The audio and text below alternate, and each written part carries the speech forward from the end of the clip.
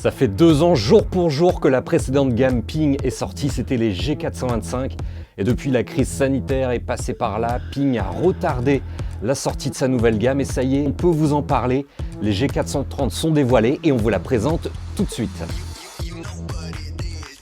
Question matériaux, la nouvelle tête LS est dotée d'une couronne en carbone composite. C'est un matériau très léger qu'on voit chez la concurrence depuis des années et Ping s'est toujours refusé à utiliser ce carbone composite pour diverses raisons. Et là sur la tête Low Spin, ça y est, a fait son apparition et ça a permis de gagner quelques grammes, toujours pour améliorer la stabilité de la tête de club. Les deux autres têtes, c'est la Max, la plus facile à jouer, et la SFT, la Straight Flight, technologie celle qui combat le slice. Elles n'ont pas de couronne en carbone composite, les ingénieurs de chez Ping n'en avaient pas besoin. Les 3 nouveaux drivers veulent offrir un spin constant. C'est pour cela que Ping propose la technologie Spinsistency. Ça consiste en une face en titane à épaisseur et à loft variable sur le bas de la face, un endroit qui est très souvent frappé par les joueurs amateurs quand ils ratent leur coup. Vous aurez moins de loft parce que quand vous tapez bas dans la face, les balles ont tendance à monter très haut avec très peu de vitesse. Et justement, avec moins de loft, les balles vont partir de façon plus pénétrante et avec plus de vitesse. Et donc, en théorie, plus de distance sur les coups décentrés. La sonorité à l'impact des G430 a également été repensée. Une nouvelle architecture interne a été créée et la couronne a été raffermie.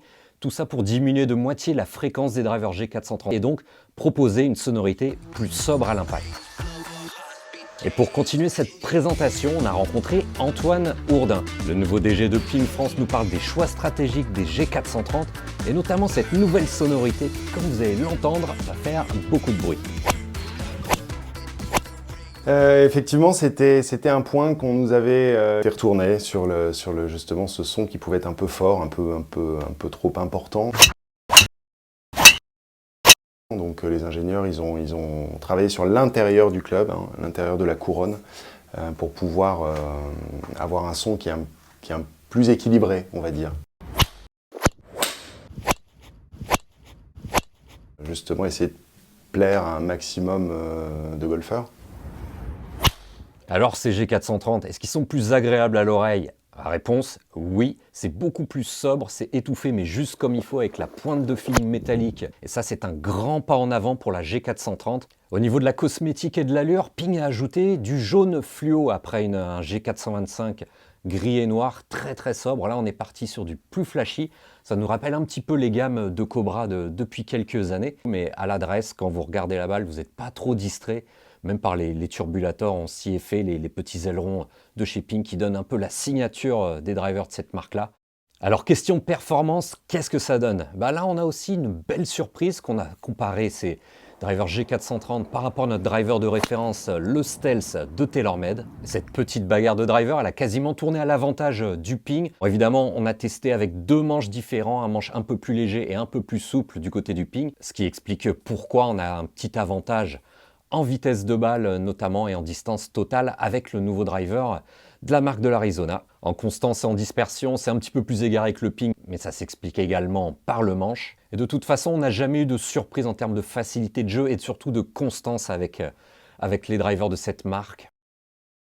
Question satisfaction, j'insiste lourdement, c'est la sonorité nouvelle, beaucoup plus sobre que par le passé. Et la deuxième chose que j'ai bien aimé, c'est la constance de la gamme. C'est-à-dire du driver à l'hybride en passant par les boîtes fairway, vous n'avez pas vraiment de points faibles, ça sonne bien, ça pose bien, on n'a pas de déception, on a de la cohérence d'un club à l'autre.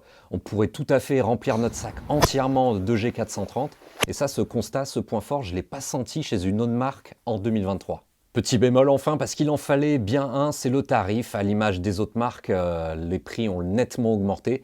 Ping était à moins de 500 € il y a 2 ans et c'était l'une des dernières grandes marques à s'afficher à ce tarif-là. Et maintenant, on dépasse les 630 € le driver.